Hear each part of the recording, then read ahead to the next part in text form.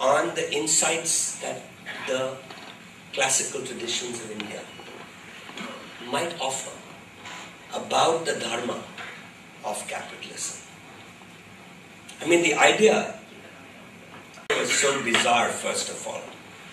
Why the Mahabharata should offer and capitalism, which we think of as being these roots out there, But the one insight that the Mahabharata offers is very similar to what Lord Keynes, when the Depression took place in the 1930s, and now Robert Shiller, the economist at Yale, have offered exactly the same insight as the Mahabharata does, which is that the world is Vishama. Vishama means uneven. And the Mahabharata says, because the world is it's uneven because of our flaws, like we talked about, envy, greed, revenge, all these things that we are full of. And that gives, that sort of creates this problem. And essentially the Mahabharata believes that the answer to evening out the world is Dharma.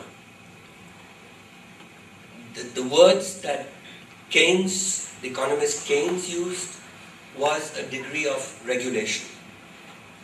And where the Mahabharata offers even something more than what Keynes did was that ultimately in every society, no matter how good your regulations might be, you need restraint.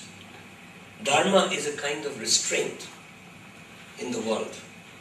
The balance, how you even out the unevenness of the world is a degree of restraint. And frankly, in every transaction in the marketplace, you need that restraint. She sells mangoes, and she says to me, "These are wonderful mangoes. I buy the mangoes from her. I bring them home, and they are rotten. I will never go back to her." So, what has she done? Through an act of our dharma, she has created a Vishama, which has broken the trust in society. And so she will lose out. So at the heart of the economic transaction is a very moral idea of promise-keeping, of the fact that what I offer you is what the product will be, because I will get hurt. If I squeeze my supplier too much on price, the supplier will not deliver a product which will fit which I will need. I will lose out. If I treat my employees badly, I need those employees to be motivated to perform. I will lose out. So at each stage, with every stakeholder, there is a moral contract. And this builds trust in the capitalist society. Well, this is exactly what the search of the Mahabharata is. This unevenness, you remember did you see a movie called A Beautiful Mind? It was about this John Nash, yes, the mathematician, economist John Nash. He called this Vishama to a result. Keynes called it animal spirits. Schiller calls it animal spirits. John Nash traced this unevenness to the asymmetries of information in society. And that's what this asymmetry causes crisis, such as, you remember, the dot-com bubble, in which so many sensible people quit their jobs to make a fortune. And that bubble burst in 2000. It was soon replaced by another mania of the smart flippers of securitized mortgages of subprime properties. This one burst in 2007, and the whole world went into a recession. And that's really, the capitalist economy is prone to bubbles and manias. And you need this, you need dharma, you need a certain degree of enlightened regulation by the state. Regulation not of the kind we had before 1991, not a license Raj type of regulation. You need a regulation that will not kill the animal spirits, but reward good behavior.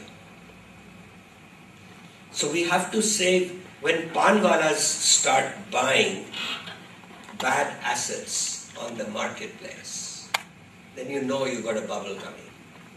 So we have to save these panwalas from themselves. And what Dharma does essentially is to give, it seeks to give coherence within the discipline of an ordered existence. Gives it predictability. You may call it regulation does it, and various things does it.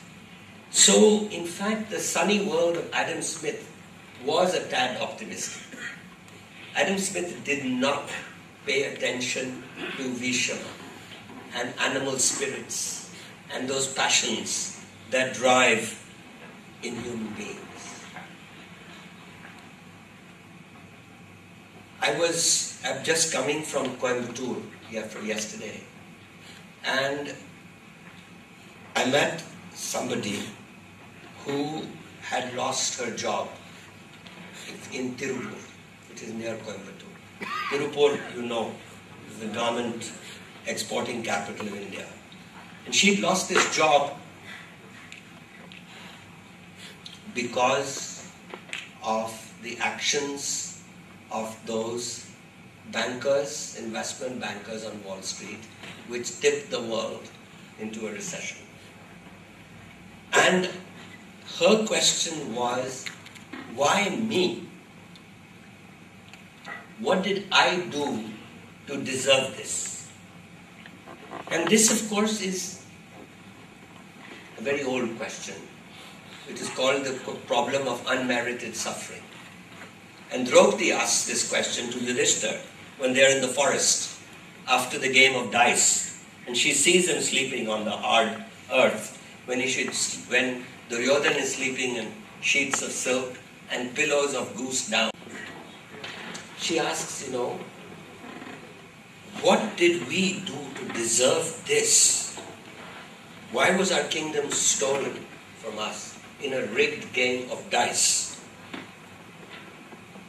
And so she tells her husband, let's go, and she has a bias for action, like a good manager from IIMB. And she says, let's get an army and get our kingdom back. And Yudhishthira, of course, says, but I've given my word. And so she says, what's the point of being good? And the rest of the Mahabharata tries to answer that question of Draupadi. I'm not going to give you the answer that Yudhishthira gives her, but it's a wonderful answer, I'll tell you. And it's also wonderful how he changes as his idea of Dharma keeps changing, as the epic keeps moving.